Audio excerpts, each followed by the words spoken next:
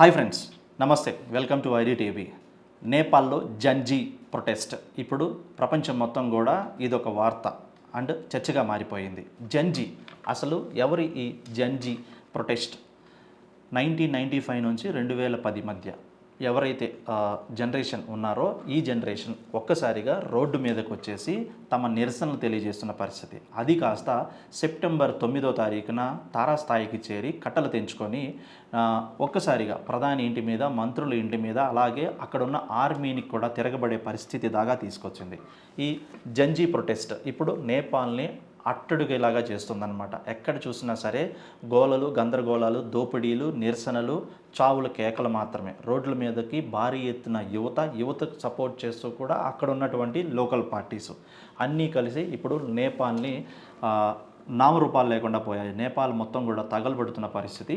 చివరికి ప్రధాని దేశం వదిలి దుబాయ్కి పారిపోయే పరిస్థితి దాకా తీసుకొచ్చింది. అక్కడి యువత సోషల్ మీడియా బ్యాన్ చేసినందుకు గాను ఈ నిరసనలు తెలియజేశాయని చెప్పేసి ప్రస్తుతం మనకు ఒక వార్త కనిపిస్తుంది. కానీ అది దానికన్నా ముందు కూడా కొన్ని నెలల నుంచి కూడా ప్రభుత్వం మీద వ్యతిరేకతను ప్రదర్శిస్తూ అక్కడ యువత ఇక్కడ ఉన్నటువంటి రాజకీయ వ్యవస్థ చాలా కుళ్ళిపోయింది, అవినీతి పాలైపోయింది. ఇక్కడ ఉన్నటువంటి మంత్రులు, ప్రధానితో సహా దేశ అభివృద్ధికి, దేశ ప్రజలకు పనిచేయకుండా వారి స్వలాభాల కోసం, వారి సొంత విలాసాల కోసం లగ్జరీ లైఫ్ను కొనసాగిస్తున్నారంటూ కంపారిజన్ చేస్తూ కూడా కొన్ని నెలల నుంచి అక్కడ పనిచేస్తున్నటువంటి పొలిటీషియన్స్ పిల్లలు ఏ స్థాయిలో లగ్జరీ లైఫ్ని అనుభవిస్తున్నారు, ఏ స్థాయిలో వాళ్ళ గృహాలు ఉన్నాయి, ఏ స్థాయిలో వాళ్ళ సంపాదన ఉంది.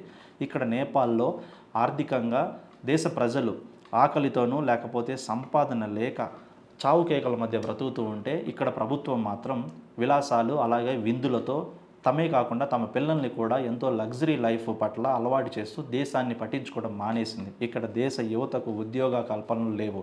ఉద్యోగ కల్పన మర్చిపోయింది. దేశ యువతే కాకుండా అసలు నేపాల్ అభివృద్ధిని మర్చిపోయి పాలన సాగిస్తుంది అంటూ ప్రభుత్వం ఇప్పుడున్నటువంటి కేపీ శర్మ ఓలీ అనే ప్రభుత్వం మీద వాళ్ళు తీవ్ర వ్యతిరేకత ప్రదర్శిస్తూ కూడా సోషల్ మీడియాని వేదికగా చేసుకొని కొన్ని నెలల క్రితం నుంచి కూడా ప్రభుత్వాన్ని వ్యతిరేకిస్తూ వస్తున్నారు, ప్రశ్నిస్తూ వస్తున్నారు.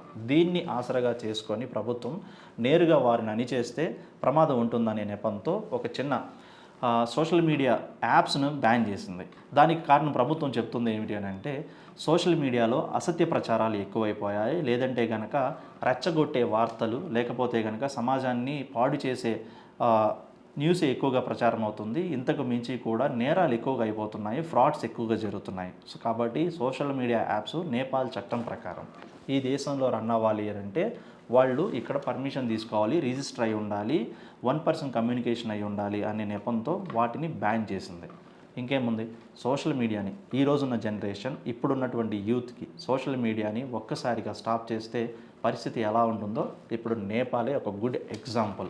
ఎస్, భవిష్యత్తులో సోషల్ మీడియాపై ఎవరైనా ఆంక్షలు కానివ్వండి, లేకపోతే కనుక వాటిని నిషేధించాలి, లేకపోతే నిర్వీర్యం చేయాలి, వాటిని బ్యాన్ చేయాలి అనే నిర్ణయం తీసుకునే ఏ దేశాలకైనా, ఏ ప్రభుత్వాలకైనా సరే నేపాల్ అనేది నిలిచిపోతుంది అనడంలో ఎటువంటి అనుమానం కూడా లేదు. కేవలం అక్కడి యువతకు సోషల్ మీడియా అందుబాటులో లేకుండా చేసిన ఒకే ఒక్క కారణంతోనే ఇప్పుడు నేపాల్ పరిస్థితి ఇది తగలబడుతోంది. నేపాల్ మొత్తం కూడా దేశ ప్రధాని దేశాన్ని వదిలి వెళ్ళిపోయేలాగా చేశారు అక్కడి యూత్.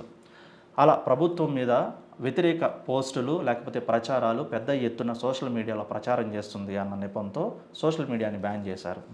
మా హక్కులను, మా స్వతంత్రాన్ని, అలాగే ప్రభుత్వాన్ని ప్రశ్నిస్తుంది అన్న ఒకే ఒక్క కారణం చేత ఇక్కడి ప్రజలను అణిచివేయాలనే ధోరణితో ప్రభుత్వం ఈ చర్య తీసుకుందంటూ రోడ్లకి ప్రొటెస్ట్ మొదలుపెట్టారు.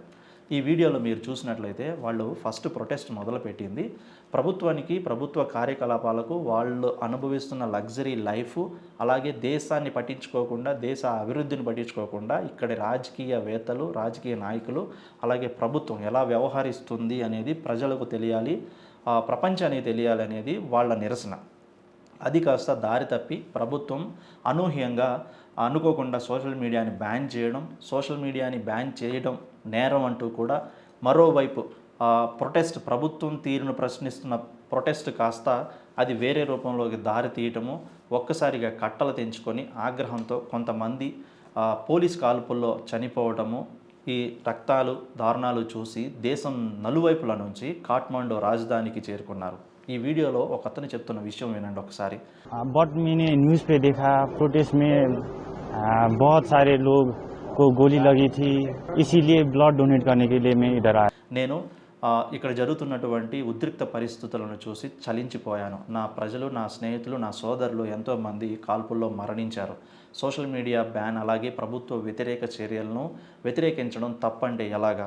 మా భవిష్యత్తు ఏంటి? మా భవిష్యత్తు గురించి మేము ప్రశ్నించొద్దా? అందుకని ఈ పోరాటంలో చావోరేవో తేల్చుకోవడానికి వచ్చాను అంటూ కూడా ఏ భయం లేకుండా కూడా ప్రభుత్వాన్ని, ఆర్మీని ఎదిరించి పోరాడానికి వచ్చానని ఆ దేశ పౌరుడే ఎంతో ఓపెన్గా చెప్తున్న పరిస్థితి. ఇలాంటి యువకులు రాజధానికి చేరుకొని అక్కడ ఉన్నటువంటి పరిస్థితిని అదుపు చేయలేని స్థితిలో దారి తప్పి ఇప్పుడు ఈ కాల్పులు, ఉద్యమాలు, నిరసనలు ఇక అంతు చిక్కని ఒక యుద్ధమే జరుగుతోంది అక్కడ. నిజం చెప్పాలంటే ఒక దేశంలోనే ఆ దేశ సైనికులకి, ఆ దేశ పౌరులకి మధ్య జరుగుతున్నటువంటి యుద్ధం ఇది నిజంగా బాధాకరం విషయమే.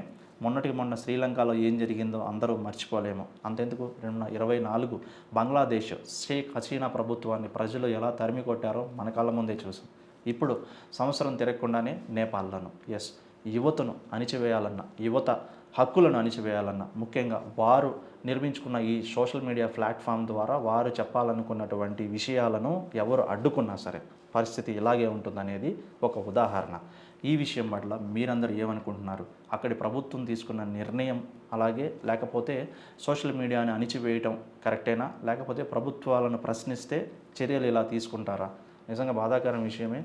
చాలామంది యువకులు ప్రాణాలు కోల్పోయిన పరిస్థితి, ఎంతోమంది గాయపడ్డారు. రోడ్లు అన్నీ కూడా దోపిడీకి గురయ్యాయి. షాపులు, దుకాణాలు, ఇల్లు, భవనాలు అన్నీ కూడా తగలబడిపోతున్నాయి. పార్లమెంటును తగలబెట్టారు, దేశ ప్రధాని ఇంటిని తగలబెట్టేశారు. దేశం అనిశ్చితమైన పరిస్థితి, అక్కడ ఒక సంక్షోభం నెలకొంది. ఇప్పుడు ఈ పరిస్థితిని చక్కబెట్టడానికి ఎటువంటి చర్యలు తీసుకుంటారనేదే ఇప్పుడు అందరి ముందు ఉన్నటువంటి ప్రశ్న. దేశం మళ్ళీ ఇంతకు ముందున్న పరిస్థితికి రావడానికి అంత ఈజీ కాదంటున్నారు. ఏదేమైనా సరే దేశ యువత పట్ల గనక ప్రభుత్వాలు జాగ్రత్తగా వహించకపోతే మాత్రం ఏ దేశానికైనా ఇదే గతి పడుతుంది అనడంలో ఆశ్చర్యం లేదు. సో నేపాల్లో ఇప్పుడున్నటువంటి పరిస్థితిని మీరు ఎలా చూస్తున్నారు? పౌరులను అలా అణిచివేయడం కానీ, అలా హింసించడం కానీ కరెక్టేనా? మీ అభిప్రాయాన్ని కామెంట్ రూపంలో షేర్ చేసుకోండి.